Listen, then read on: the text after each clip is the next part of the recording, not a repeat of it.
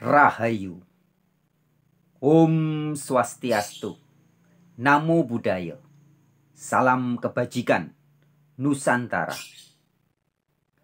Assalamualaikum warahmatullahi wabarakatuh. Shalom Aleichem. Sahabat-sahabat, jumpa lagi dalam channel Warta Kabar Baik atau Wartawan Injil. Injil artinya adalah kabar baik, ya. Jangan diartikan secara sempit. Injil berarti menunjuk kepada kitab yang ada di dalam Bible. Di dalam Bible atau dalam Alkitab memang ada yang dikatakan kitab-kitab Injil, ya. Tapi makna dari kata Injil sendiri, Injil itu dari sekarang menjadi bahasa Indonesia, ya, dari bahasa Arab. Dari bahasa Yunaninya Evangelion. Evangelion itu artinya kabar baik atau good news kalau bahasa Inggris, ya. Jadi terima kasih buat teman-teman yang setia menyimak video-video di dalam channel Warta Kabar Baik atau Wartawan Injil ini. Sahabat-sahabat, pada perbincangan kali ini kita akan membahas tentang semakin marak dan munculnya orang-orang yang berani bersuara, baik tentang agama atau tentang ketuhanan.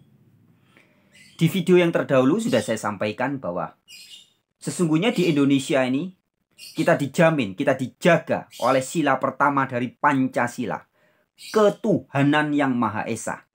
Sehingga perbincangan-perbincangan perihal ketuhanan dan juga dengan variannya yaitu agama, ini sesungguhnya di wilayah negara kesatuan Republik Indonesia berasaskan Pancasila ini menjadi hal yang lumrah, wajar, dan sama sekali tidak boleh dikangkangi atau dikuasai atau hanya boleh dibicarakan oleh orang-orang yang mengaku bergelar sebagai guru agama, atau pandeta, atau pester, atau romo, atau ustadz, atau ulama saja.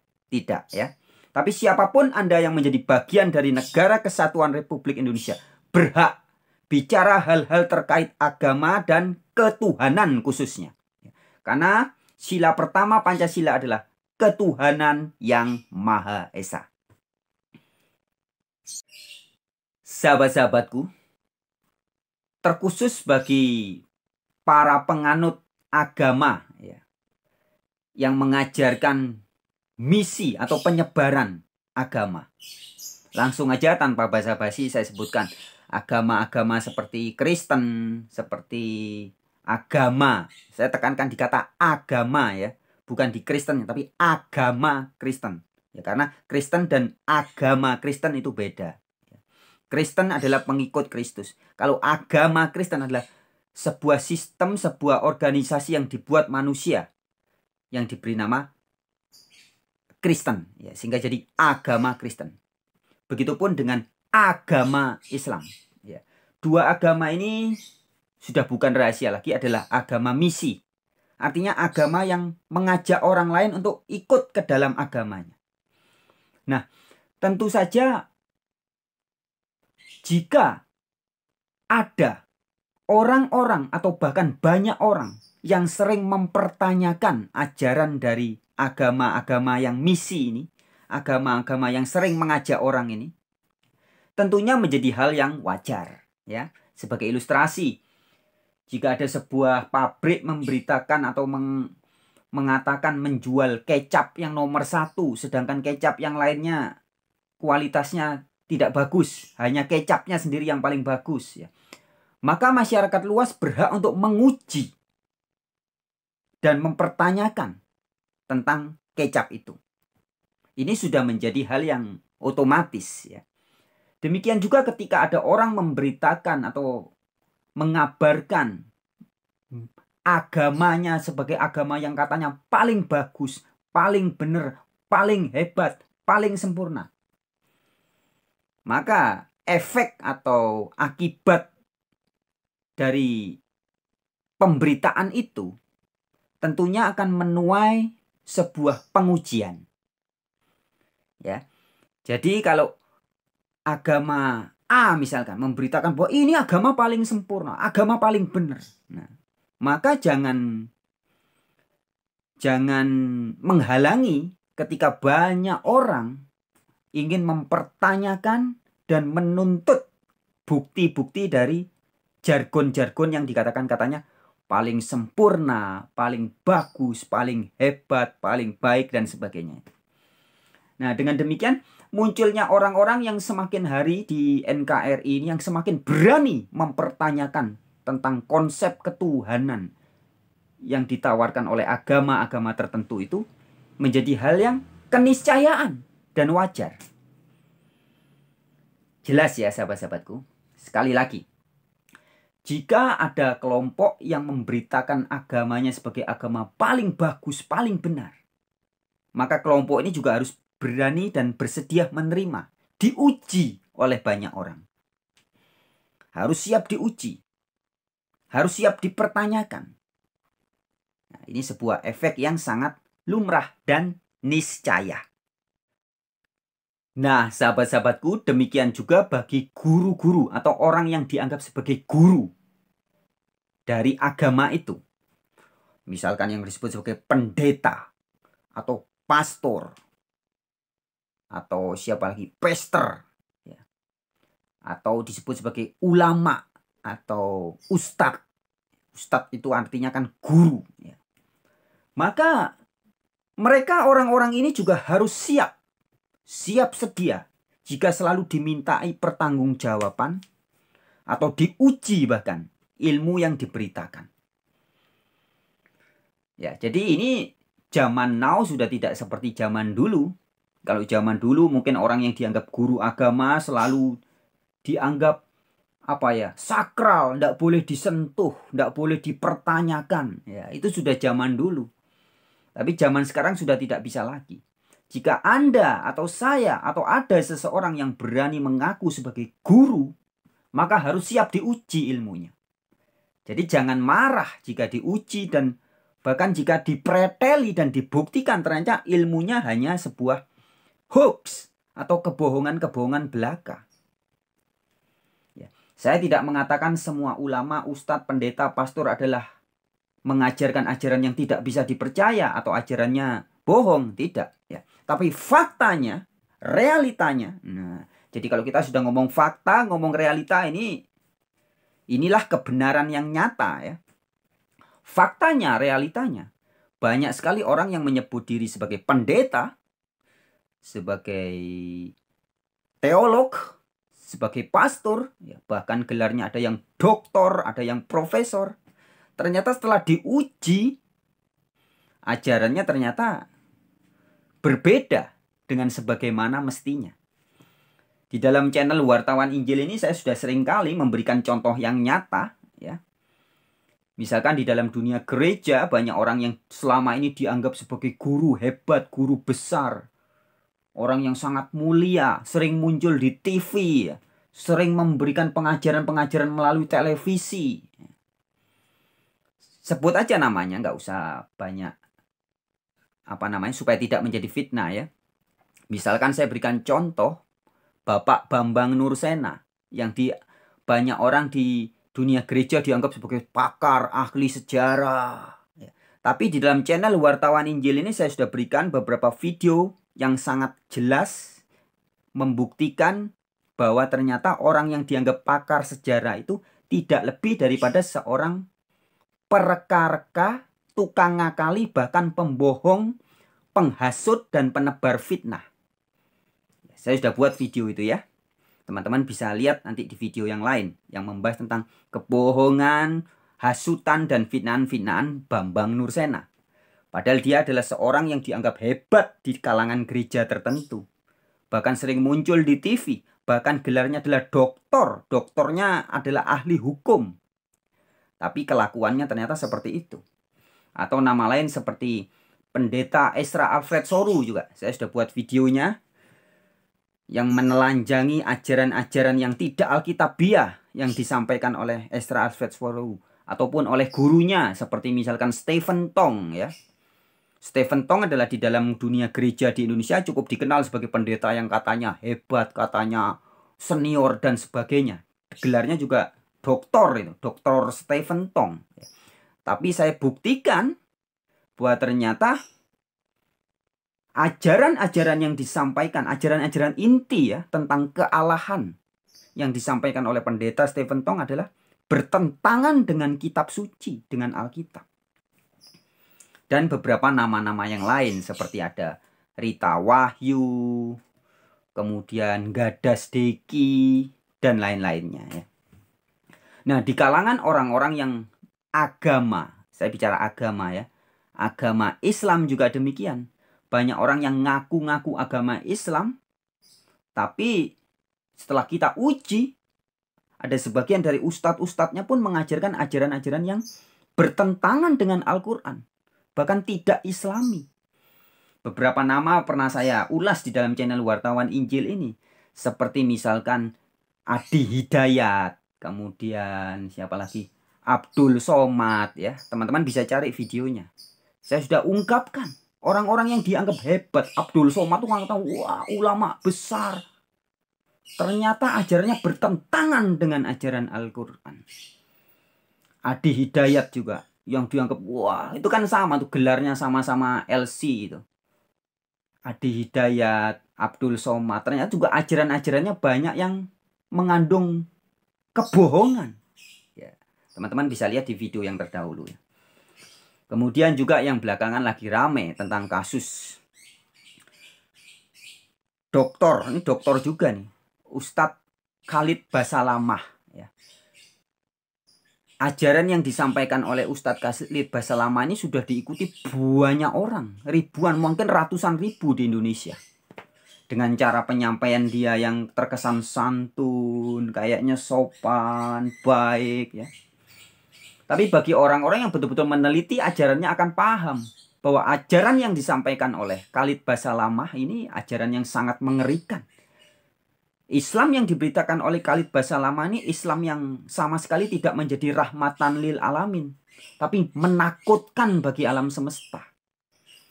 Ya. Di dalam video ceramahnya Ustadz Khalid Basalamah jelas mengatakan bahwa jika ada orang non-muslim yang mempertanyakan apakah Islam diajarkan dengan pedang, dengan kekerasan, katakan iya, memang iya. Islam diajarkan dengan, Islam disebarkan dengan ekspansi ya. Ekspansi itu artinya nyerang. Islam disebarkan dengan menyerang, dengan ekspansi, dengan pedang, dengan perang. Memang iya. Wah, ini ajaran yang sangat mengerikan ya. Jadi gini sahabat-sahabat, kalau dulu ya hal-hal seperti ini mungkin sulit diungkap karena belum ada internet, belum ada dunia digital, belum ada sosial media seperti sekarang. Sebagai sebuah kenangan ya, saya dulu waktu masih kecil, saya ingat betul itu, kalau nggak salah, kalau saya belum SD kayaknya, masih TK itu, masih kecil sekali. Saya sering dengar selentingan di kampung itu, kadang ada orang mengatakan bahwa katanya, katanya ajaran Islam itu ada pesta seks di surga. Jangan ngomong gitu kamu, jangan ngomong gitu kamu. Awas kamu nanti, penistaan agama itu. Gitu dulu katanya. Jangan keras-keras ya. Itu dulu sahabat-sahabatku, waktu saya masih TK. Itu sekitar tahun 80-an mungkin ya. Tapi zaman sekarang tidak bisa lagi ditutup-tutupi. Sebab yang mengatakan bahwa ada ajaran Islam yang mengatakan ada pesta seks di surga, itu bukan dari luar keislaman, bukan dari luar dunia Islam, bukan. Tapi justru dari dalam orang yang ngaku-ngaku sebagai Islam sendiri. Sekarang saudara-saudari bisa lihat bertaburan video, rekaman-rekaman di internet. Orang-orang yang ngaku atau yang disebut sebagai ustadz sendiri yang mengatakan bahwa ajaran Islam itu memang ada pesta seks di surga. Anda bisa cari. Bahkan pernah masuk di TV ya, di Trans 7 atau Trans TV itu, sekitar tahun 2016-2017 lalu. Ustadz Syam ya, Ustadz Syam mengatakan ceramah di acara Islam itu indah, mengatakan apa? Yang ditunggu-tunggu manusia, kaum laki-laki adalah pesta seks di surga. Nah, jadi kalau zaman dulu saya masih TK, ini ditutup-tutupi, dianggap wah ini hal yang tabu, jangan dibicarakan. Tapi tidak di era sekarang. Anda cari di internet, di YouTube ada Ustadz Firanja Dirja, ada Ustadz Syam dan beberapa ustadz-ustadz lainnya yang mengajarkan hal yang sama, bahwa memang di surga ada pesta seks. Nah, jadi hal-hal seperti ini tidak bisa ditutup-tutupi lagi. Sehingga wajar jika banyak orang mulai mempertanyakan. Orang-orang berani bersuara sekarang, berani mempertanyakan bagaimana keabsahan kebenaran ajaranmu. Nah, jadi guru-guru agama apapun di zaman now ini harus betul-betul siap Anda, diuji ajaran Anda. Nah, kembali ke tadi soal Khalid Basalamah ya. Dulu juga gitu, sering dengar kabar. Katanya nih, ada orang yang ngaku Islam, katanya ajaran Islam disebarkan dengan pedang, dengan pertumpahan darah, dengan kekerasan. Shhh, ngawur kamu, penistaan agama. Kamu menghina Islam kalau begitu. Tidak ada Islam diajarkan dengan kekerasan. Kamu menista Islam, kamu kurang ajar, kamu memfitnah Nabi Muhammad. Wih. Dulu orang bisa ngomong gitu, tapi sekarang nggak bisa. Sebab faktanya memang ada ustadz-ustadz seperti Khalid Basalamah yang rekamannya ada, jejak digitalnya jelas, mengatakan bahwa jika ada orang yang mempertanyakan apakah Islam diajarkan dengan pedang, dengan pertumpahan darah, kata Khalid Basalamah, memang iya, katakan iya, Islam memang diajarkan dengan pertumpahan darah. Islam memang disebarkan dengan ekspansi. Ya, seperti ini. Saya kasih lagi cuplikan videonya ya, biar ini tidak menjadi fitnah. Bukan dari kata saya hanya menyampaikan apa yang memang fakta realitanya demikian. Ini cuplikan videonya. Subhanallah, semalam ada yang bertanya pada saya di Kalibata City waktu saya ngisi taklim di sana. Ustadz, bagaimana pendapat Ustadz bila ada orang-orang Nasrani yang mengatakan Islam itu diekspansi dengan pertumpahan darah, dengan jihad?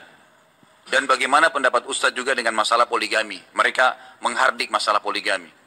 Itu subhanallah, saya bicara hampir 45 menit mungkin hanya menjawab pertanyaan ini. Waktu itu saya bilang, kalau seandainya ada orang Nasrani, Yahudi, semua orang kafir yang mengatakan kepada Anda Islam dikembangkan, diekspansi dengan pertumpahan darah, katakan iya. Memang iya. Karena banyak orang Islam, subhanallah, kayak orang yang ketakutan kalau dikatakan Islam itu disebarkan dengan pedang. Saya katakan ikhwas sekalian, memang Islam dikembangkan dengan pedang.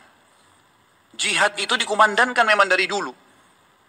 Ada pengembangan Islam dengan dakwah, ada pengembangan Islam dengan pedang. Nabi SAW menyerang Mekah itu dengan kekuatan memang. Sampai menaklukkan Mekah, akhirnya tersebar Islam di Mekah. Dan kalau tidak ada jihad pada saat itu, Mekah akan tetap jadi kota kafir. Jangan dilupakan sejarah itu.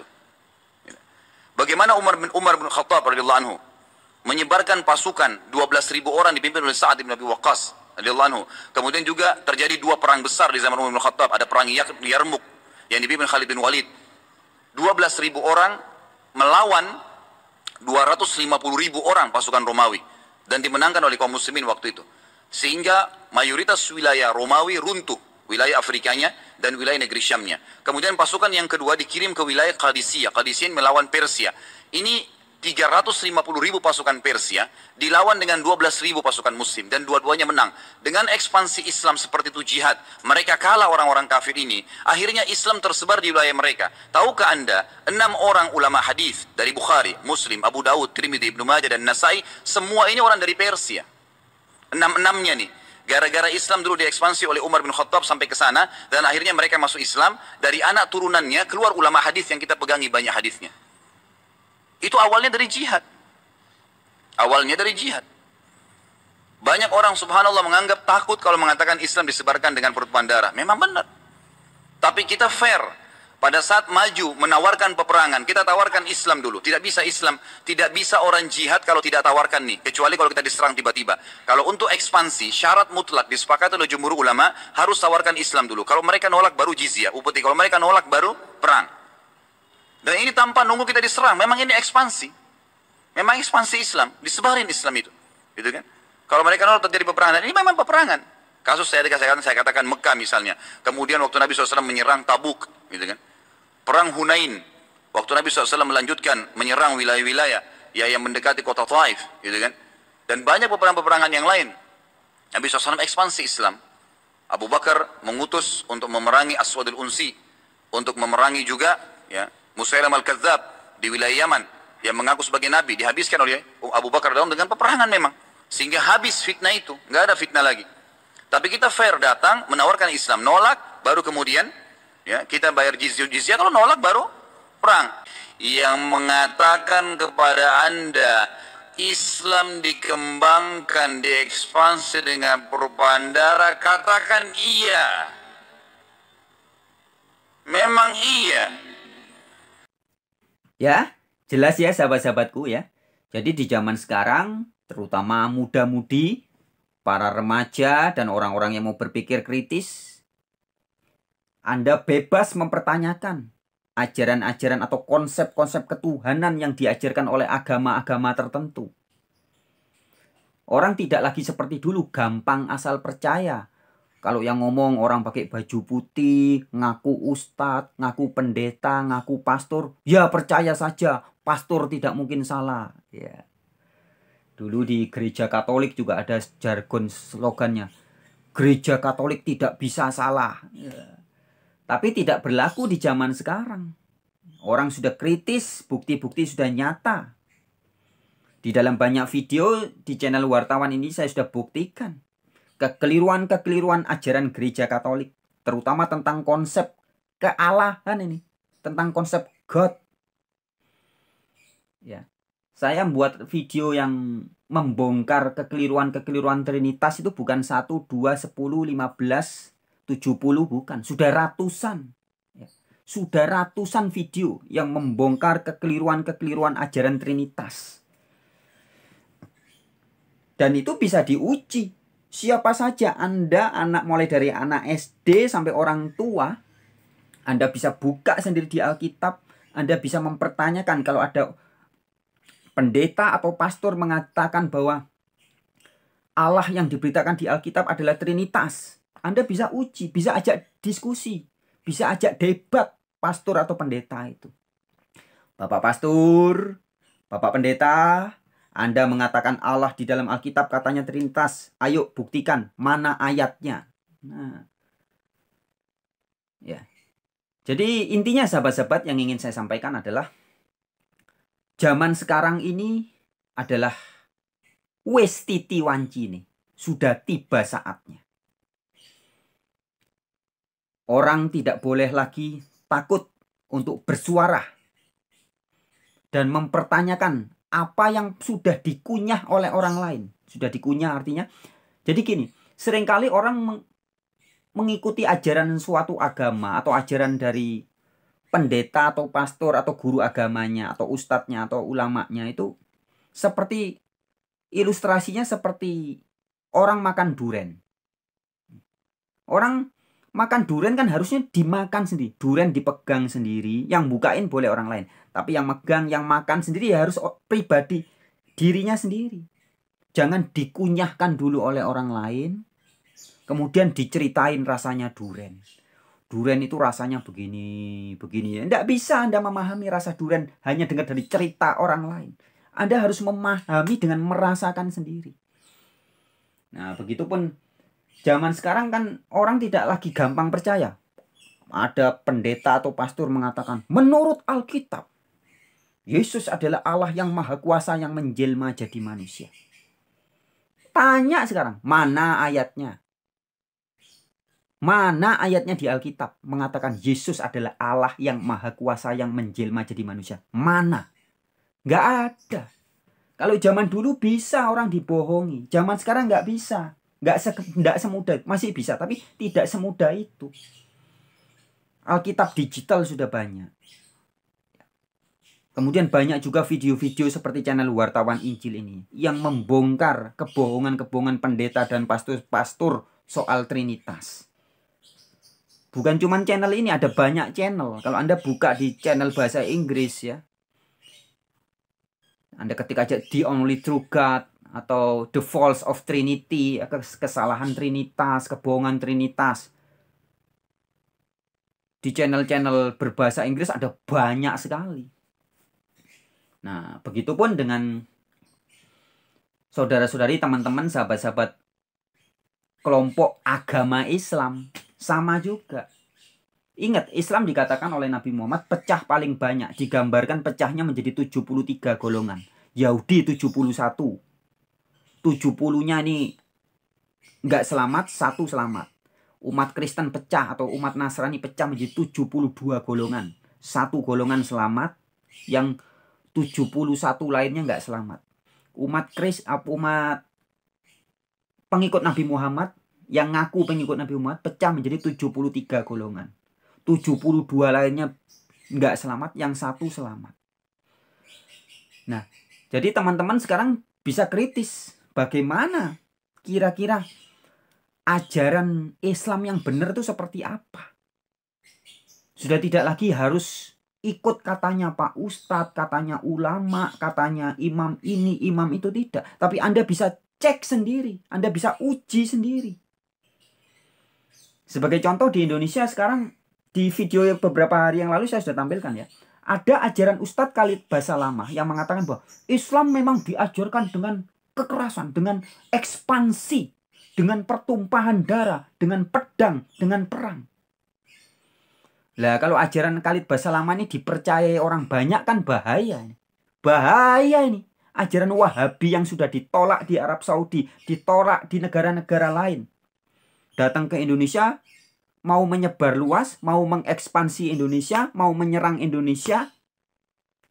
Nah, tapi kita bersyukur ada ajaran NU yang gencar dikabarkan Islam yang rahmatan lil alamin. Islam itu harus didakwakan, harus disebarkan dengan cinta damai.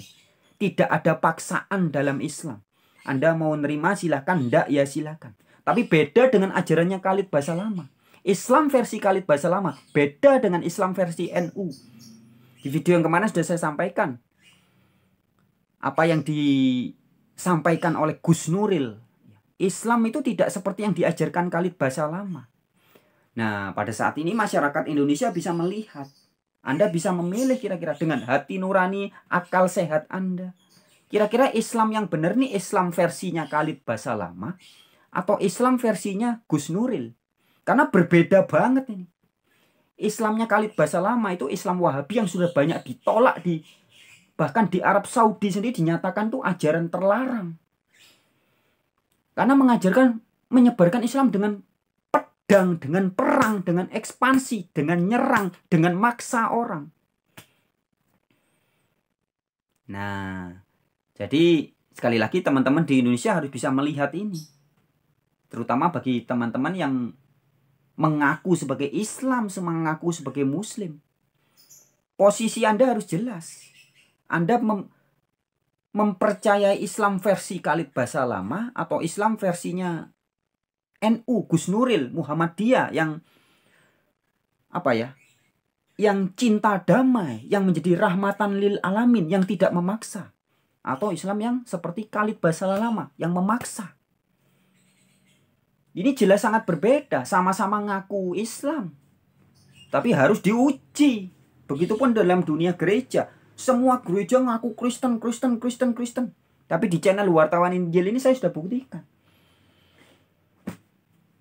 Tanda-tanda ciri-ciri Kristen yang asli seperti apa? Gampang, tinggal lihat di Alkitab. Allahnya orang Kristen pasti sama dengan Allahnya Yesus Kristus. Karena Kristen artinya pengikut Kristus. Nah, Kristus atau Yesus, Allahnya Yesus itu Bapa. Maka Allahnya orang Kristen harusnya juga Bapa. Kalau ada orang ngaku Kristen tapi Allahnya Trinitas, ya itu berarti Kristen yang lain. Injil yang diberitakan Injil yang lain. Yesus yang diberitakan Yesus yang lain. Nah, begitupun seperti Khalid Basalamah ketika memberitakan Nabi Muhammad mengajarkan ekspansi, nyerang, menyebarkan Islam dengan pedang, dengan perang.